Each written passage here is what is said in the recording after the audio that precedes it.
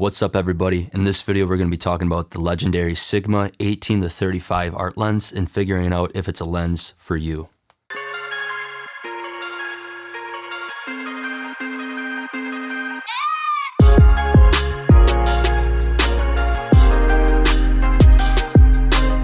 Welcome back everybody, I'm Jake McHugh, and this channel is all about making better videos here on YouTube. I do gear reviews and test footage to help you decide what gear you need to make the videos you want to achieve. If you're into something like that, consider hitting the subscribe button below and make sure you hit the bell, that way you get notified when I drop future videos just like this one here. So the Sigma 18-35 is an f1.8 constant aperture zoom lens, meaning that you can achieve the 1.8 aperture throughout the whole focal range.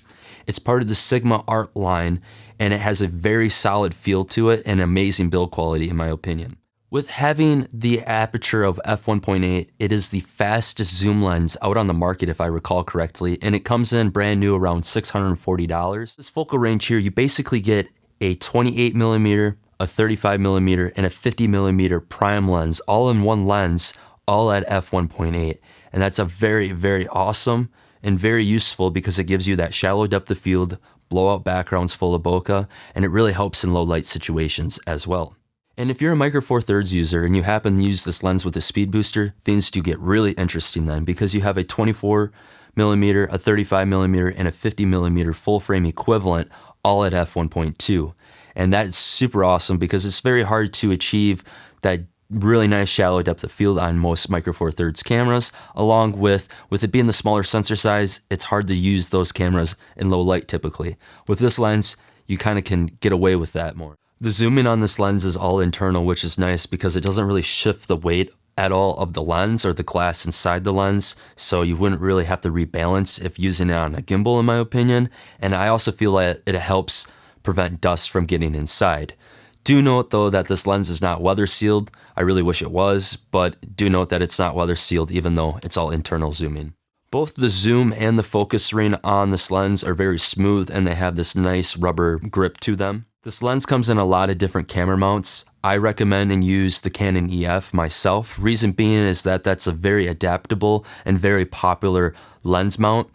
And you can grow with this lens. If you use this lens with your Micro Four Thirds camera using either a speed booster or an adapter of some sort, you could use it if you jump up to a APS-C size camera, or if you have the APS-C size camera to begin with, you could jump up and use this with a cinema camera or a Super 35 censored camera down the line. Red actually happens to use this lens right here as their kit lens for the Red Raven if I recall correctly, and I think that speaks really highly of this lens due to the fact that Red could actually make any lens be their kit lens, but they choose to use this one because of its sharpness and its versatility. To go over some downsides of this lens, the weight and the size is a big complaint for most people, but when you consider the fact that it's 3 primes in one lens basically, it's really not that bad. And I do feel at times that the extra weight really shows how great of quality it is, and I also feel that it helps stabilize shots at times. But it might not be best for your travel needs. I do wish at times that the focal range would be a little bit longer. 18-35 isn't really a huge focal range, but it's a zoom lens and that's very helpful when on the go. I also do really wish that this lens was weather sealed, that way I wouldn't really have to worry when taking it out in like light drizzles or snowy conditions. Focus ring is very smooth and easy to use. It does have a short focus throw, which could be a little bit more difficult when dialing in rack focusing. Lastly, but not least, the lens does make some noise when autofocusing. Some of the complaints that I found on the internet make it sound like that it's crazy loud when autofocusing, but I happen to find that it really isn't that loud compared to some of the other lenses that I use, but it does make the most noise when I use it in continual autofocus, so I wouldn't really recommend using that. If you're using an on-camera mic, I do feel like the mic would pick up the noise, but if you're using it with a mic like I have right here, where it's off the camera and slightly out of frame, I find that it doesn't really pick it up as much, and that you probably could get away with it.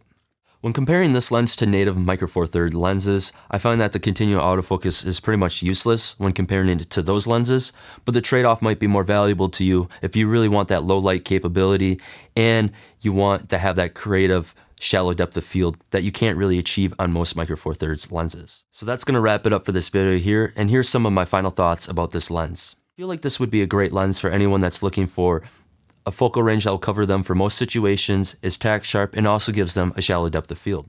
I think this lens would be useful for most YouTubers. I've been actually using it a lot lately for my thumbnails and for my talking headshots since it's so sharp. I think this focal length makes it really great because it can cover landscapes, environmental portraits, and astrophotography, and then it also makes it really great for most video work, especially B-roll since it has that shallow depth of field. When it comes to Micro Four Thirds users, I think this is also a really great buy due to the fact that it's a zoom lens that's very sharp even at f1.2, and that helps out a great deal with the smaller sensor in low light and also helping you with that shallow depth of field that's very hard to achieve with the smaller sensor as well. I'd really consider this a great budget buy for Micro Four Thirds users when considering buying the Viltrox SpeedBooster with it as well, because you can get both of them for $800 brand new. To get anything close to the f1.2 aperture that you get with this lens, you're looking at a minimum of $1,000 brand new for a Micro Four Thirds lens, and it would be a prime lens, not something that you can zoom with like this lens.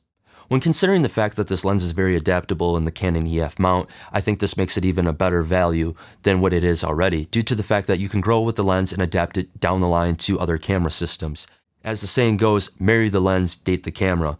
And it's very easy to replace your camera body every few years, but the lenses, if you buy a good one, it's going to last you a very long time. I feel like if you really could look past the weight and size of this lens, it'd be a very great lens to own, especially since that you really can't find anything else out on the market, especially for this price. That's going to do it for this video here. I hope you guys got something out of it. If you did, make sure you hit the thumbs up button down below. Subscribe if you haven't already, and make sure you hit the bell. That way you get notified when I drop future videos just like this one here. And last but not least, I will catch you guys in the next video.